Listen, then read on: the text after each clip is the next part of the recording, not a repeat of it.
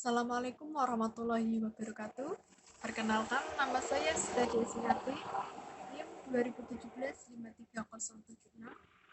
kelas kecerdasan buatan, kelas C. Kecerdasan buatan adalah kecerdasan yang ditambahkan kepada suatu sistem yang bisa diatur dalam konteks ilmiah atau bisa disebut dengan intelijensi artificial atau bahasa Inggrisnya, dan biasanya disingkat yaitu AI, didefinisikan sebagai kecerdasan entitas ilmiah. Andreas Kaplan dan Michel mendefinisikan kecerdasan buatan sebagai kemampuan sistem untuk menafsirkan data eksternal dengan benar, untuk belajar dari kata tersebut, dan menggunakan pembelajaran tersebut guna mencapai tujuan dan tugas tertentu melalui adaptasi yang fleksibel. Metode-metodenya meliputi sistem pakar, menerapkan kapabilitas pertimbangan untuk mencapai kesimpulan sebuah sistem pakar dalam memproses sejumlah besar informasi yang diketahui dan menyediakan kesimpulan-kesimpulan berdasarkan pada informasi-informasi tersebut. Pertimbangan berdasarkan kasus jaringan AI berdasar tingkah laku, metode modular pada pembentukan sistem AI secara manual.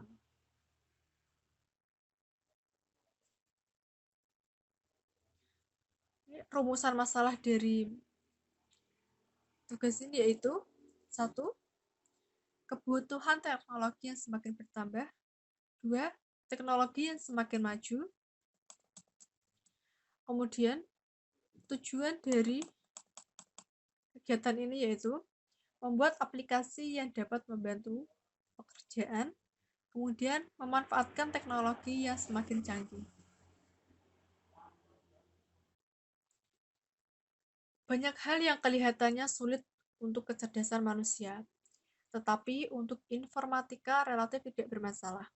Seperti contoh, mentransformasikan persamaan, menyelesaikan persamaan,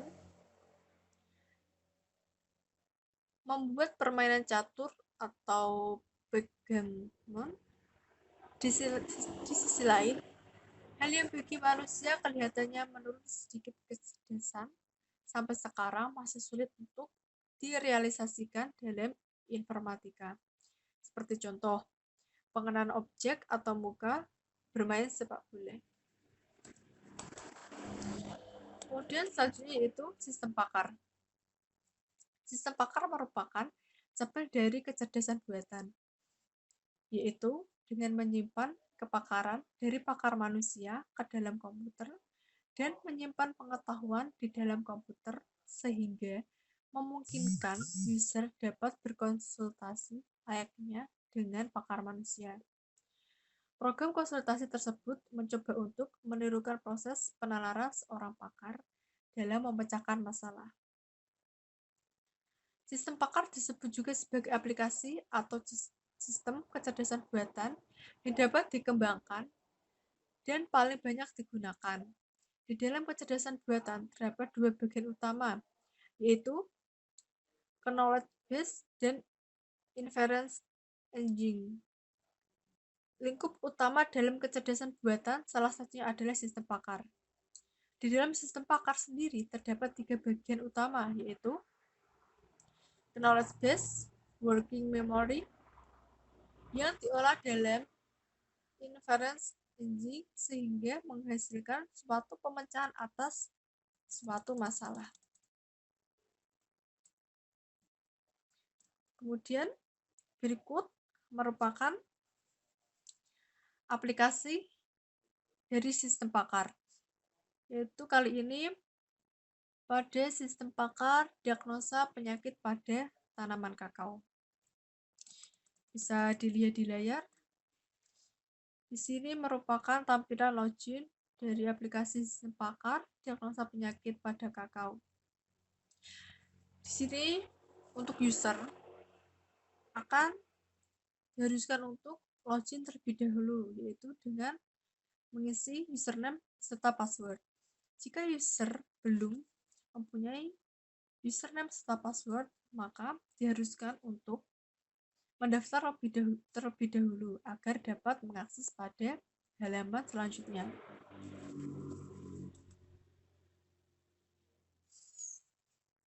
Kemudian, setelah login, maka akan masuk ke dalam beranda.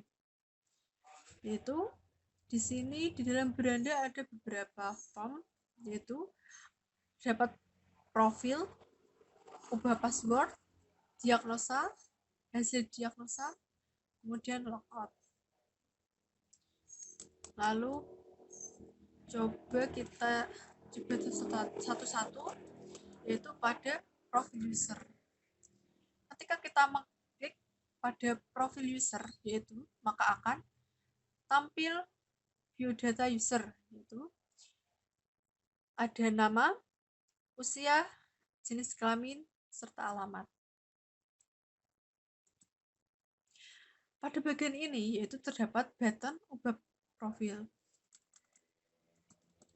Jadi user bisa kapanpun untuk mengubah si profil tadi.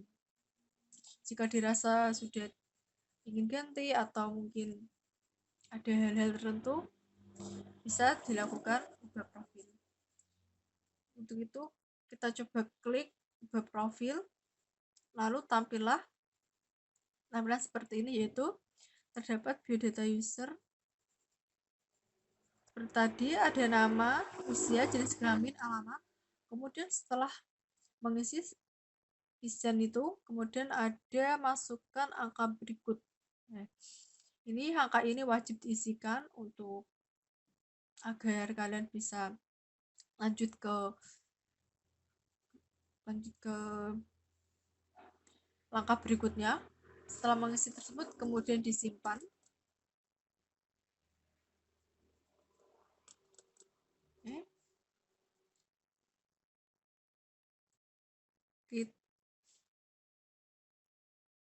Nah, kemudian tadi ada form, yaitu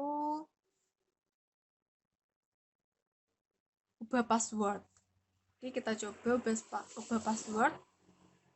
Yaitu di sini ada username, kemudian disuruh memasukkan password lama, kemudian password baru. Setelah itu konfirmasi password yang baru. Kemudian ini ada jika Anda lupa password, ya kan, kapanpun jika Anda lupa password, maka ada alternatif lainnya, yaitu dengan pilih pertanyaan rahasia. Jadi kalian bisa memilih pertanyaan-pertanyaan yang mudah diingat. Lihat contohnya, apa makanan favorit Anda? Setelah itu diisi jawabannya, dan paling bawah masukkan angka yang tertera di layar. Setelah itu simpan. Lalu kita coba form diagnosa user. Oke. Di sini yaitu ada beberapa pertanyaan yang harus dijawab. Ini contohnya, apakah Anda mengalami buah yang terserang masak muda? Ini pertanyaan-pertanyaan ini itu seperti keluhan penyakit tanaman kakao yang dimilikinya. Tentunya jika memang tanaman kakao Anda itu buah terserang masak muda, jika iya maka klik iya benar. Jika tidak, maka klik tidak. Kemudian jawab. Kemudian nanti ada pertanyaan-pertanyaan lagi sampai beberapa pertanyaan, sehingga dari pertanyaan-pertanyaan tersebut dan yang setelah Anda jawab, maka akan ada hasil diagnosa user. Di sini dapat didiagnosa apa penyakit dari tanaman kakao tersebut. Lalu selanjutnya yaitu halaman beranda pakar. Tidak jauh beda dari yang tadi. Ini tampilannya. Kemudian ada password pakar, lalu daftar penyakit pakar, daftar gejala penyakit, relasi pakar, kemudian bobot gejala pakar, dan ada halaman petunjuk pakar, lalu ada halaman informasi pakar. Oke, sekian dari saya. Terima kasih.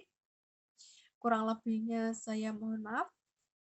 Wassalamualaikum warahmatullahi wabarakatuh.